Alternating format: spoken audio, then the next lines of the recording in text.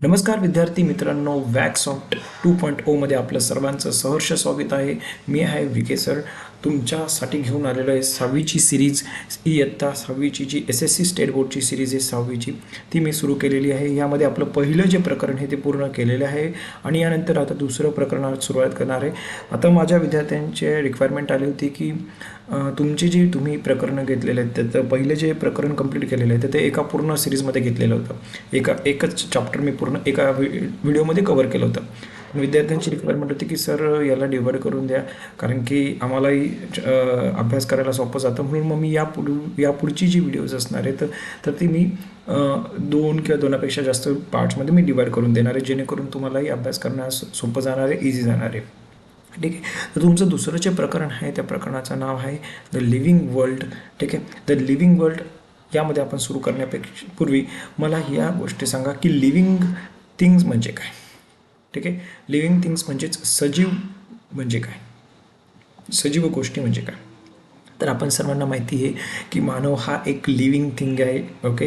नंतर प्राणी, नंतर झाडे, ही वृक्ष वगैरे, ही सर्व काही लिव्हिंग थिंग्स आहेत. ओके. यांच्यामध्ये काही प्रॉपर्टीज असतात, काही सिमिलॅरिटीज असतात. आता लिव्हिंग थिंग्स आहेत म्हणजे काय, तर त्यांच्यामध्ये आपल्याला अशा गोष्टी अनुभवण्यास मिळतील की ज्याने आपल्याला सांगता येईल की त्या लिव्हिंग थिंग्स आहेत. म्हणजे प्राण्यांमध्ये वाढ होते, माणसांमध्ये वाढ होते, आपल्या सर्वांमध्ये वाढ होते. याच्यावरून आपण सांगू शकतो की लिव्हिंग थिंग्समध्ये वाढ होते. नंतर लिव्हिंग थिंग्स हालचाल करू शकतात, जसे की आपण एका जागेवरून झाडे जरी हालचाल करू शकत नसली एका जागेवरून दुसऱ्या जागेवर, पण त्यांमध्ये अशा काही गोष्टी असतात की त्याच्यावरून आपण लिव्हिंग थिंग्स त्यांना म्हणतो. जसं आपण श्वासोश्वास करतो, रेस्पिरेशन करतो. ठीक आहे. तर झाडेसुद्धा रेस्पिरेशन करतात. तर या सर्व गोष्टींवरून आपण म्हणू शकतो की ह्या लिव्हिंग थिंग्स आहेत. ठीक आहे. म्हणजे मग लिव्हिंग थिंग्सचे ज्या कॅरेक्टरिस्टिक्स असणार आहेत ह्याच आपण ह्या चॅप्टरात बघणार आहोत, या धड्यामध्ये शिकणार आहोत की लिव्हिंग थिंग्सच्या कॅरेक्टरिस्टिक्स काय आहेत. ठीक आहे. तर ते आपल्याला बघायचे आहेत. आता लिव्हिंग थिंग्समध्ये जसं मी बोललो सिमिलॅरिटीज असतात, आणि डिफरन्सेससुद्धा असतात. म्हणजे जसं झाडे असतात, झाडे हालचाल करू शकत नाही, माणूस हालचाल करू शकतो, प्राणी हालचाल करू शकतात. तर ह्या त्यांच्यातले डिफरन्सेस झाल्या. दोघं लिव्हिंग थिंग्सच आहेत, पण मग त्यांच्यामध्ये डिफरन्सेस काय की एक जागेवरनं हालचाल करू शकतो, एक जागेवरनं हालचाल करू शकत नाही. सिमिलॅरिटीजमध्ये काय सांगतात की रेस्पिरेशन, श्वासोश्वास क्रिया जी असणार आहे, श्वसन क्रिया जी असणार आहे ती झाडं करतात, माणसंही करतात, प्राणीही करतात. तर ह्या सिमिलॅरिटीज झाल्या. ठीक आहे. असे काही फीचर्स असतात त्याच्यावरनं आपण समजू शकतो की झाडे, प्राणी, पक्षी, फुले, फळे, माणसे, प्राणी हे सर्व काय आहे तुमची लिव्हिंग थिंग्स आहेत. आता जसे लिव्हिंग थिंग्सला काही फीचर्स असतात, नॉन लिव्हिंग थिंग्सलाही असतात का फीचर्स असतात नॉन लिव्हिंग थिंग्सला, की नॉन लिव्हिंग थिंग्स स्वतः हालचाल करू शकत नाही. त्यांना आपल्याला काहीतरी फोर्स द्यावा लागतो, काहीतरी बल द्यावं लागतं. आपण एक्सटर्नली काहीतरी गोष्टी कराव्या लागतात की ज्याने त्या वस्तूंची काय होणार आहे, हालचाल होणार आहे. नॉन लिव्हिंग थिंग्समध्ये तुमचा बॉल आहे. आता इथे चित्रामध्ये तुम्हाला दिसतंय, इथे तुम्हाला चित्रामध्ये दिसतंय हा तुमचा बॉल आहे. तर ह्या चेंडूमध्ये जर बघितलं ह्या बॉलमध्ये, तर हा नॉन लिव्हिंग थिंग आहे. पण हा हालचाल करणार आहे का नाही. जेव्हा हा मुलगा त्या बॉलला लात मारेल किंवा त्याला पुश करेल तर तेव्हा त्या बॉलाची हालचाल होणार आहे. म्हणजेच हा नॉन लिव्हिंग थिंगला काय झालं की तुम्हाला स्वतःला काहीतरी अप्लाय करावं लागतं फोर्स, तेव्हाच ते जाऊन हालचाल करू शकतात. तसं या कुत्र्याला हालचाल करण्यासाठी आपल्याला काय फोर्स किंवा बल किंवा काही द्यावं लागणार आहे का नाही. कुत्रा त्याची हालचाल स्वतः करणार. डॉग जो दाखवलेला आहे तर तो त्याची स्वतः हालचाल करणार आहे. म्हणून मग याच्यावरून सांगता येईल की लिव्हिंग थिंग्समध्ये हालचाल वगैरे असणार आहेत की त्या गोष्टी ऑटोमॅटिकली म्हणजे इनबिल्ट असतात.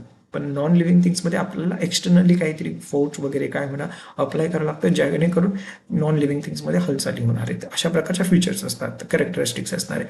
मग या प्रकरणात आपण ज्या नॉन लिव्हिंग थिंग्स आहेत त्या लिव्हिंग थिंग्सच्या कॅरेक्टरिस्टिक्स बघणार आहे. तर त्यामध्ये सर्वात पहिली जी कॅरेक्टरिस्टिक्स असणार आहे लिव्हिंग थिंग्सची तुमची असणार आहे ती ग्रोथ. आता आपल्याला सर्वांना माहिती आहे की आता बघा, सर्वात पहिले मी तुम्हाला चित्र दाखवतो. या चित्रामध्ये बघा, या चित्रामध्ये सर्वात पहिले 3 गोष्टी दाखवल्या. एक म्हणजे डॉग, नंतर मुलगा आणि मुलगी आणि झाड. हे बघा, हे झाड दाखवलेलं आहे. ठीक आहे. बघा मग ह्या तिघा गोष्टी, या चारी गोष्टींमध्ये हे चारी कसे लिव्हिंग थिंग्स. मग विथ रिस्पेक्ट टू टाईम काही वर्षानंतर ते डॉगचं पिल्लू मोठं, जे तुमचं पपी होतं ते मोठं झालं नंतर, आणि मुलगा थोडासा अजून मोठा झाला, मुलगी त्याही अजून मोठी झाली, आणि जे हे कोंबडीचं पिल्लू होतं हेन, ठीक आहे, ते बघा किती मोठं झालं. ठीक आहे. अशा प्रकारे बघू शकता तुम्ही. आणि त्यानंतर ते झाड पण बघा, त्याचं आता जे रोपटं होतं त्याच्यात आता त्याची वाढ झालेली. ठीक आहे. नंतर ते थोडंसं छोटं झाड झालेलं आहे. नंतर इकडे बघू शकतात तिसऱ्या पिक्चरमध्ये कुत्रा बघा अजून मोठा झाला आहे. नंतर माणूस जो मुलगा होता तो आता माणूस झाला आहे. ठीक आहे. नंतर जी मुलगी होती ती आता महिला झालेली आहे आणि जे झाड होतं त्याचं मोठं झाड झालेलं आहे. ठीक आहे. त्याचा आकार खूप मोठा झालेला आहे आणि याच झाडानंतर काही वर्षानंतर झाडाचं वृक्ष तयार झालेलं आहे. आता मोठं एकदम वडाचं झाड बहुतेक असेल ते, ज्या पारंब्या दिसत आहेत त्याच्यावरनं. ठीक आहे. जो माणूस होता तो आता म्हातारा झालेला आहे. मुलगी जी बाई जी होती ती आता म्हातारी बाई झालेली. पण पण एक गोष्ट तुम्हाला जाणवते का, इथे ह्या पिक्चरमध्ये जे कोंबडा होता हे तो इथे दिसत नाहीये आणि ह्या पिक्चरमध्ये डॉग पण दिसत नाही. म्हणजे मग काय झालं, इथे डॉग म्हणजे इथे डॉग मृत्यू पावला, मरण पावला आहे. आणि इकडे कोंबडा नाहीसा झालाय. म्हणजे यावरनं सांगता येईल आपल्याला की सजीवांमध्ये वाढ होत असते. ठीक आहे. आणि ही होणारी वाढ ही काय असते, एका सर्टन पिरियडपर्यंतच असते. ठीक आहे. एका सर्टन पिरियडपर्यंत असते. बघा म्हणजे आता इथं मुलाची हाईट होती, इथे एवढी झाली, इथे एवढी झाली. ठीक आहे. पण आता यानंतर ती हाईट वाढणार नाही, कारण की ही बघा याची हाईट सेम आहे. म्हणजे इथे जी उंची ॲडल्टमधली जी ग्रोथ असते ह्युमनमध्ये, आता मी फॉर एक्झाम्पल ह्युमनचं सांगितलं तर ह्युमनमध्ये 18 ते 21 वयोगटापर्यंतच वाढ होते शरीरामध्ये. त्यानंतर वाढ होण्याचं खुंटून जातं, थांबून जातं. मग तुमची जेवढी उंची 22व्या वर्षी राहणार आहे, मग तीच तुमची संबंध आयुष्यभर उंची राहणार आहे. त्यानंतर त्यात कोणताही बदल होणार नाही. ठीक आहे. पण इथे तुमचा जो कुत्रा आहे, कुत्रा इथे मोठा झाला, इथेही मोठा, त्याहून मोठा झाला, पण इथे नाहीचं झालं म्हणजे तो मृत्यू पावला. म्हणजे मग त्याचं जे आयुष्यमान आहे, त्याचं जे आयुर्मान आहे, त्याला जे वय दिलेलं आहे, म्हणजे जी वय आहे त्याला, तर ते फक्त आपल्या मानवाच्या कम्पॅरिझनमध्ये कमी. आणि आपल्याला सुद्धा बघा एक 80 ते 100, 60 ते 80 वयापर्यंत आपण जगत असतो सामान्यतः, ऑन एन ॲव्हरेज. 60 ते 100 आयुष्यापर्यंत आपण जगत असतो. त्यानंतर म्हातार होऊन आपण ही मरण पावतो, मृत्युमुखी पावतो. पण मग झाडे जी असतात ती आपल्यापेक्षाही जास्त जमतात, 100, 200, 300 वर्ष, मग ती ॲज इट इज राहणार आहे. आणि डॉग आपल्यापेक्षाही कमी जगणार आहे आणि त्यापेक्षाही कमी कोंबडा जगणार आहे. ठीक आहे. तर मग असं प्रत्येक वेगवेगळ्या सजीवांचे जे एज पिरियड असतो, त्यांचा जो एज टाईम असतो तो काय असतो, खूप खूप वेगवेगळा असतो. ठीक आहे. नंतर बघा माणसामध्ये किंवा प्राण्यांमध्ये वाढ जी होणार आहे, तर ती वाढ आपण कशा प्रकारे ठरवू शकतो, त्यांच्या हाईटमध्ये, उंचीमध्ये वाढ होणार आहे. ठीक आहे.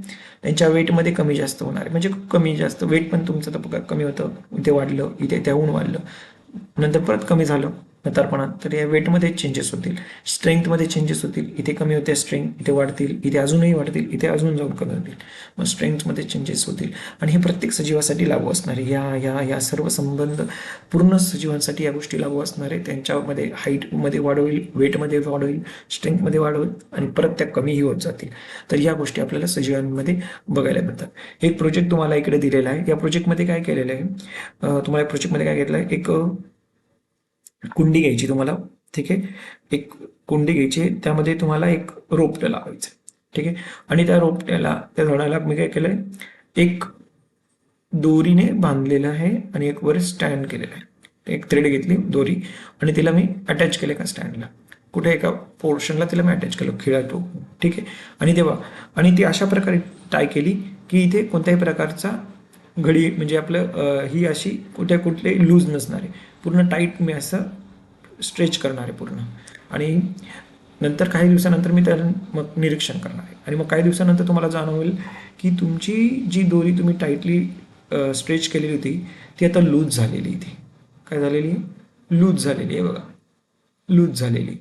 मग हे लूज का झालं, तर हे तुमचं जे रोप होतं यात काय झाली, वाढ झाली, ग्रोथ झाली, म्हणून त्याच्यामधली जी थ्रेड होती ती लूज झाली. तर यावरून आपण सांगू शकतो की तुम्हाला ग्रोथ होत असते रोपट्यामध्ये. ठीक आहे.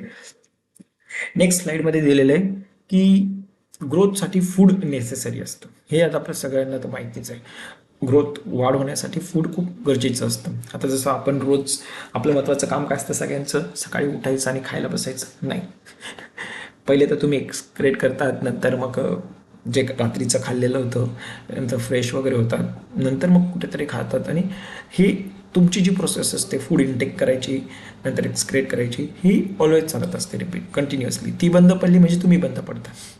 ठीक आहे. म्हणून मग ती प्रोसेस जी असते ती कंटिन्युअस राहिली पाहिजे.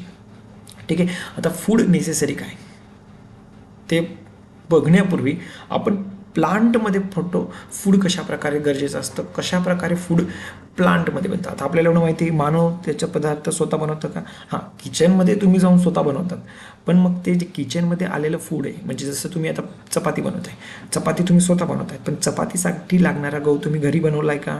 नाही, तो शेतीत निर्माण झाला आहे. मग शेतीत निर्माण झाला म्हणजे तिथे काहीतरी प्रोसेस झाली, तिथे माणसाचं इंटरफेरन्स राहत नाही, तिथे माणूस जाऊन बनवत नाही. तर त्यासाठी प्लांट स्वतः त्यांचं फूड क्रिएट करत असतात आणि प्लांट हे फूड आपल्याला क्रिएट करून देत असतात. पण मग प्लांटला पण भूक लागत असणार, त्यांनाही जेवण पाहिजे असणार, मग ते कसे करतात? तर ते त्यांचं जे फूड क्रिएट करतात त्या प्रोसेसला आपण फोटोसिंथेसिस म्हणतो. काय म्हणतो? फोटोसिंथेसिस म्हणतो. तर ह्या फोटोसिंथेसिसमध्ये सर्वात गरजेचं असतं काय? तुमची सनलाईट गरजेची असते. काय असते? सनलाईट गरजेची असते. नंतर काय असतं? एक वॉटर गरजेचं असतं आणि एक सॉईल गरजेची असते. सॉईल का सांगतो मी? आणि एक दुसरा असतो कार्बन डायऑक्साईड. कार्बन डायऑक्साईड एअरमध्ये प्रेझेंट असलेला. ओके. मग आता होतं काय माहिती का? आता तुम्हाला इकडे मी एक डायग्राम दिलेली, डायग्राममध्ये बघा. ह्या डायग्राममध्ये बघा एक फोटोसिंथेसिस ही प्रोसेस दाखवलेली, एक्सप्लेन केलेली ती बघा. आता हे झाडं तुमचं एक झाड छोटंसं रोप आहे.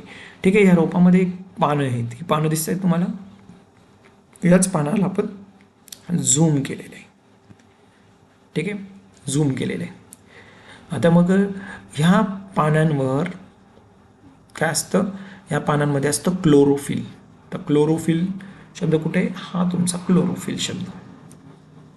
ठीक आहे. या पानांमध्ये काय असतं? क्लोरोफिल असतं प्रेझेन्स. आता मग ह्या क्लोरोफिलमध्ये ह्या क्लोरोफिल आणि सनलाईट म्हणजे तुमची सूर्याची ऊर्जा, हे सनलाईट, इथून जी सनलाईट आपल्या पृथ्वीवर येते, या सनलाईटच्या मदतीने ह्या क्लोरोफिलमध्ये कार्बन डायऑक्साईड पण जातो तुमचा. मग कार्बन डायऑक्साईडचा इंटेक लिव्हजकडनं, म्हणजे जमिनीमध्ये तुमची पाणी असणारे इथे मुरलेलं जे आपण पाणी देतो झाडांना, त्याच्यामध्ये न्यूट्रिएंट्स असणार आहेत भरपूर सारी. ठीक आहे. नायट्रोजन वगैरे, अदर काही, अमोनिया वगैरे, ते सगळे काही. तर ते झाडांना इथून आपण झाडं काय करणार आहे? त्यांच्या रूट्समार्फत ते सक करणार आहे आणि ते सगळं घेऊन इथे वरती लिव्हजकडे ट्रान्सफर करणार आहे. मग लिव्हजकडे जेव्हा येतील न्यूट्रिएंट्स वगैरे, मग त्याच्यात कार्बन डायऑक्साईड, सनलाईट, क्लोरोफिल आणि हे सर्व यांच्या प्रेझेन्समध्ये काय होणार आहे? त्यांना फूड क्रिएट करत जाणार आहे. प्रोसेस ऑफ फूड प्रोडक्शन जे आपल्यासाठी रिक्वायर्ड, त्यालाच काय बोलतो? फोटोसिंथेसिस बोलतात. ही जी प्रोसेस आहे हिलाच फोटोसिंथेसिस. आणि ह्या रिॲक्शनमध्ये ऑक्सिजन गॅस बाहेर पडणार आहे. हाच ऑक्सिजन गॅस आपल्यासाठी गरजेचा आहे. ह्युमन रेस्पिरेशन जी आहे तुमची, ह्युमनची जी रेस्पिरेशन आहे, श्वसनक्रिया जी आहे, ही या ऑक्सिजनमुळे पॉसिबल होते.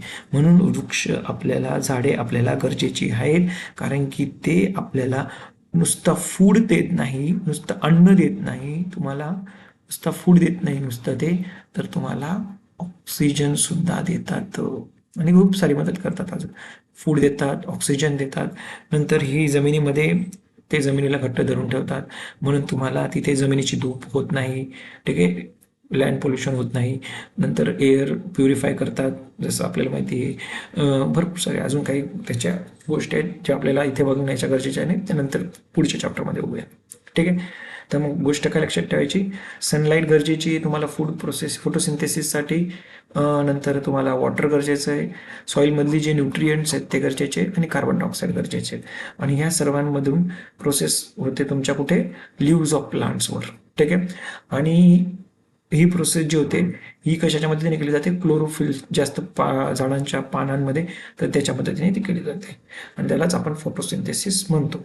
ठीक आहे. आणि त्या प्रोसेसमधून आपल्याला काय मिळतं? बाहेर ऑक्सिजन गिव्ह आउट केला जातो आणि ऑक्सिजन दिला जातो. हां, आणि हा जो ग्रीन कलर असतो पानांना, हा पानांना ग्रीन कलर ह्या क्लोरोफिलमुळेच येतो. त्याच्यामध्ये जे क्लोरोफिल असतं त्याच्यामुळेच त्याला ग्रीन कलर येत असतो. ठीक आहे. हां, आता हे झालं झाडांसंबंधी. पण मग तसं ॲनिमल्सबद्दल आहे का काही की ॲनिमल्स स्वतः फूड क्रिएट करतात का? नाही. मग ॲनिमल्स जे असतील, जसं गोट झालं, शीप झालं, हॉर्स झालं, हे सगळे काय करतात? गवत खातात. आणि गवत कुठून मिळतं? त्यांना वनस्पतींपासून मिळतं, झाडांपासून मिळतं. ठीक आहे. नंतर टायगर झाले, लायन झाली, हे काय खातात? हंटिंग करतात ॲनिमल्सची, जी अदर ॲनिमल्स जसं ग्रेट डिअर, शीप्स, गोट्स, आणि या सगळ्यांना ते टायगर आणि लायन खातात. मग ते हंटिंग करून त्यांचं फूड मिळवतात. असे वेगवेगळ्या प्रकारे ॲनिमल्स फूड डिपेंडंट असतात, हे दुसऱ्यांवर डिपेंडंट असतात ॲनिमल. ठीक आहे, म्हणजे ग्रास खाणारे, ग्रास इटर जे असणारे ते झाडं ग्रास त्यांच्यावर डिपेंडंट आहे. टायगर लायन खाणारे हे त्या गोट शिप्स यांच्यावर डिपेंडंट आहे, म्हणजे त्यांची फूड जे इनटेक करतायत ते दुसऱ्यावर डिपेंडंट राहून करतायत. तसं झाडं तसे दुसऱ्यावर डिपेंडंट आहेत का नाही, ते स्वतःच त्यांचं फूड प्रोसेसिंग करून त्यांच्या स्वतःचं फूड क्रिएट करत आहे. ठीक आहे, तर अशा प्रकारे फूड गरजेचं आहे ग्रोथसाठी. ठीक आहे. हां, आता जी पुढची प्रोसेस ती रेस्पिरेशन. जसं मी तुम्हाला अगोदर सांगितलं होतं की प्रत्येक सजीवांमध्ये जसं आपण फूड इनटेक करतो तसं रेस्पिरेशनसुद्धा ही होत असते. ठीक आहे, लिव्हिंग थिंग्समध्ये काय असतं, रेस्पिरेशन गरजेचं असतं. आणि मग आपण ह्युमन वगैरे अदर ॲनिमल्स बघितले तर त्यांच्यामध्ये रेस्पिरेशनसाठी ऑक्सिजन गरजेचा असतो. काय गरजेचा असतो, ऑक्सिजन गरजेचा असतो, जो आपण बघितला आपल्याला झाडांपासून मिळतो. त्यांच्या ज्या फोटोसिंथेसिस प्रोसेस आहे त्याच्यामधून ते ऑक्सिजन गिव्ह आउट करतात आणि तोच आपल्यासाठी उपयोगी आहे. सो आपण काय करतो, ऑक्सिजन इनहेल करतो म्हणजे आत घेतो नाकावाटे.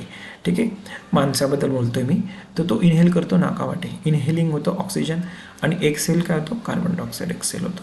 मग तो ऑक्सिजन आत घेतला जातो, आपल्या बॉडीमध्ये पण केमिकल रिॲक्शन्स होतात, आणि जो कार्बन डायऑक्साईड ते बघू आपण कोणकोणत्या रिॲक्शन्स होतात, ते पुढच्या इयत्तेमध्ये राहणारच आहे तुम्हाला. मग ते एक्सेल जो आपण इनहेल केलेला जो ऑक्सिजन आहे तो एक्सेल करतो, पण एक्सेल करताना त्याचं कन्व्हर्जन कार्बन डायऑक्साईडमध्ये झालेलं असतं काही केमिकल रिॲक्शन्समुळे.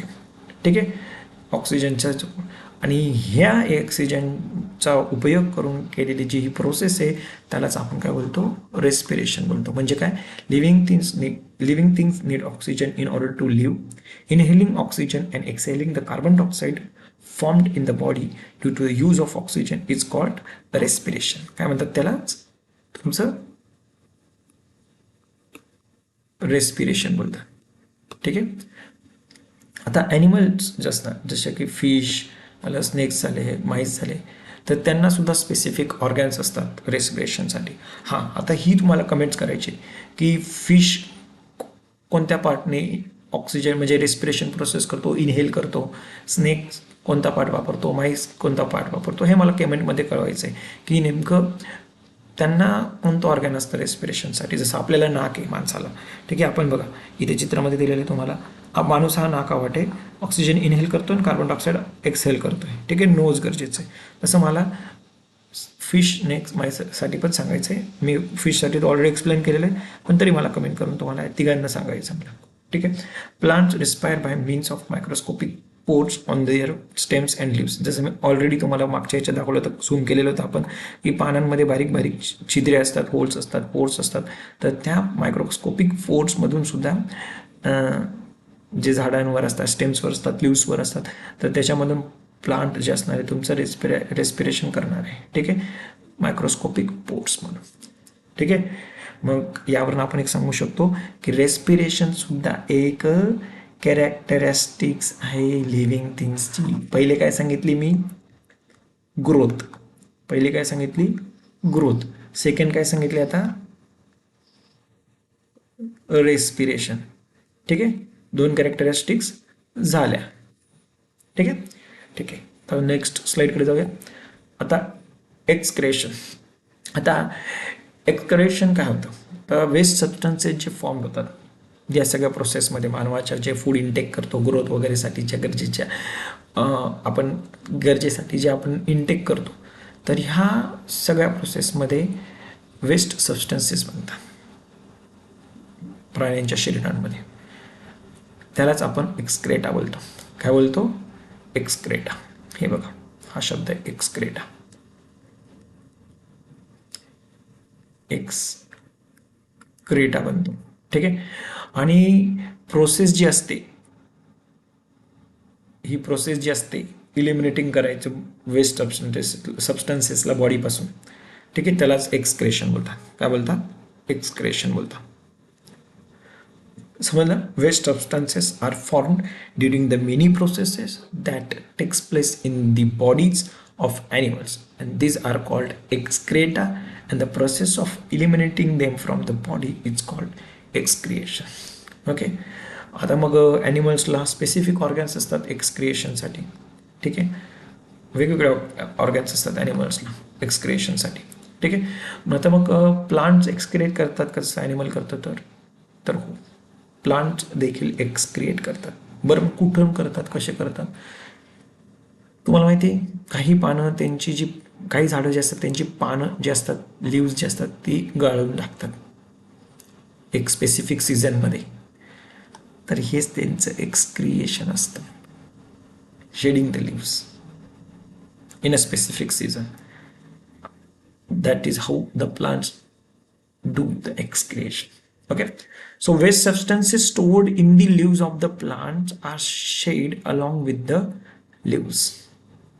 याच पानांसोबत त्यांचं जे वेस्ट मटेरियल असतं, वेस्ट सबस्टन्सेस असतात प्लांट मधले स्टोर्ड, ते काय होतात, बाहेर काढले जातात, बाहेर टाकले जातात.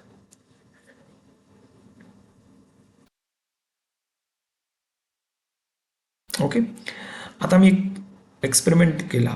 काय एक्सपेरिमेंटमध्ये काय केलं, मी एक झाडाची 2 पाने घेतली, म्हणजे वेगळी नाही केली, झाडामधलीच पाने घेतली. त्यापैकी एका पानाला मी काय केलं, एक पिशवी कॅरीबॅगची असते ना तुमची पारदर्शक, ती त्याला टाय केली आणि तिला असं टाय केलं की हवा येण्या जाण्यासाठी जागा नाही ठेवली. आणि एक दिवस एक रात्र सोडून दिला आणि दुसऱ्या दिवशी मी त्याचं निरीक्षण केलं. तर तुम्हाला या पिशवीमध्ये ड्रॉपलेट जमा झालेले दिसतील. ठीक आहे, दव तयार झालेले दिसतील पिशवीच्या आतील बाजूने, पाणी ओलसर झालेली दिसेल. तर याच्यावरनं काय झालं, याच्यावरनं आपण काय म्हणजे सांगू शकतो की excretion of the leaves of plant, म्हणजे याच्यावरनं काय तर plants excrete water in the form of vapour.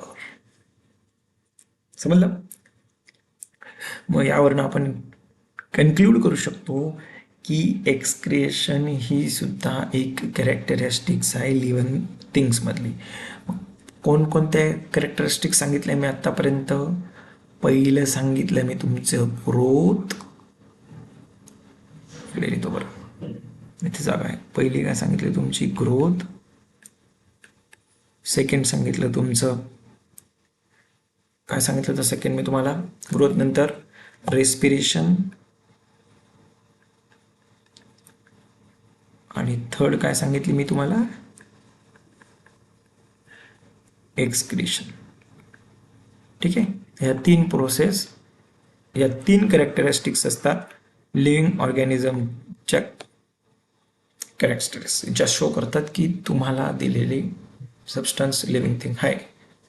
ठीक आहे, तर नेक्स्ट काय, what is the sticky substance seen on the stem of the babul, acacia or drum sticks. ठीक आहे, आता हे तुम्हाला शोधायचं आहे स्टिकी सबस्टन्स काय आहे तुमच्या स्टेम जो आहे तुमचा बाबूलचा त्याच्यावर आणि ड्रमस्टिक्सवर जास्त ते शोधायचं आहे. ठीक आहे, तर यामध्येच आपण आपला चॅप्टर थांबवूया. पुढचा जो पोर्शन आहे तो आपण नेक्स्ट पार्टमध्ये बघूया. ठीक आहे, नेक्स्ट पार्टमध्ये भेटूया आपण. तोपर्यंत बघत राहा आणि अभ्यास करत राहा.